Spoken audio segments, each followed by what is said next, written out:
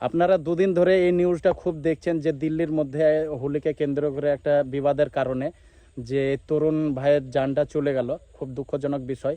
আর প্রশাসনের কাছে অনুরোধ, এটা ভালো করে তদন্ত করা হোক এবং দোষীদের কঠোর কঠোর শাস্তি দেওয়া হোক। এখন কি হচ্ছে, এই যে একটা বিষয় নিয়ে যে কেউ সোশ্যাল মিডিয়া আসছে, যা মুখে আসছে বলে দিচ্ছে যে একটা সাম্প্রদায়িক ঝামেলা সৃষ্টি করার চেষ্টা করছে এটা নিয়ে। তো যারা এটা করছেন তারা এই ভিডিওটা দেখুন আগে।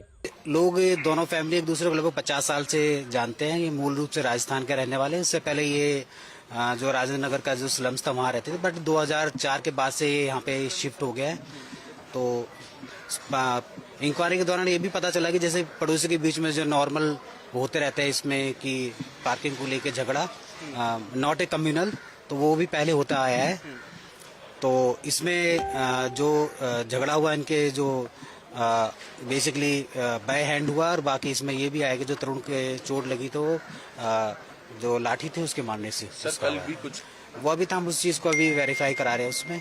तो जो भी इसमें प्रॉपरली लीगल एक्शन होगा करेंगे। तो हम इसके मामले में जो हमारे सीसीटीवी फुटेज थे वो उसको चेक करा रहे हैं। तो उसमें जो भी फर्दर एक्शन होगा हम आप लोगों को सूचित करेंगे। তো আপনারা দেখলেন পুলিশ অধিকারী কি বলল। তো আপনারা অবশ্যই যাচাই বাছাই করবেন, করে ভিডিও বানাবেন। আর আপনারা সোশ্যাল মিডিয়াতে যেভাবে করছেন, হিন্দু মরে গেছে নাকি, হিন্দুদের গায়ে রক্ত নাই নাকি, হিন্দু জাগতে হবে, এই সব পোস্ট করে যে সাম্প্রদায়িক একটা দাঙ্গা লাগানোর চেষ্টা করছেন, এতে ক্ষতি কাদের হবে? ক্ষতি হবে মানুষের হবে।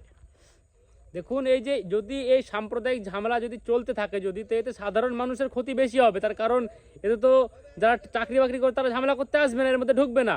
যারা খেটে খাওয়া মানুষ, গরিব মানুষ, সেই সমস্ত মানুষ উগ্রবাদী হয়ে ঝামেলা করতে যাবে, তাদের বেশি সব থেকে ক্ষতি হবে। আর এই সাম্প্রদায়িক ঝামেলা হলে কি হবে? ধর্ম নিয়ে ঝামেলা করবেন, ধর্ম জায়গাতেই থাকবে, দুনিয়া যতদিন থাকবে ধর্ম বেঁচে থাকবে। কিন্তু মরবে কে? যারা ধর্ম নিয়ে ঝামেলা করছে তারা মরবে, মানে সাধারণ মানুষ মরবে।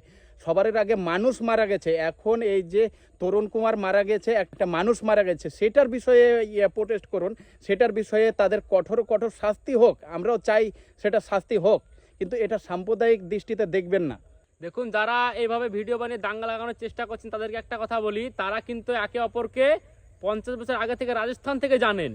আর এই যে হোলিকে কেন্দ্র করে এটা একটা বাহানা, আসলে তাদের অন্য কোনো সমস্যা থাকতে পারে, ব্যক্তিগত সমস্যা, সেটার কারণে হয়তো এটা হয়েছে। সেটাই ছিল, এই যে অফিসার, পুলিশ অফিসার তো টোটাল ডিটেইলস বললেন, হ্যাঁ, তাই না? তো এটা নিয়ে এরকম ভাবে সাম্প্রদায়িক ঝামেলা সৃষ্টি করা বন্ধ করুন। আপনিও ভালো থাকেন, আরো 5 জনকে ভালো রাখেন।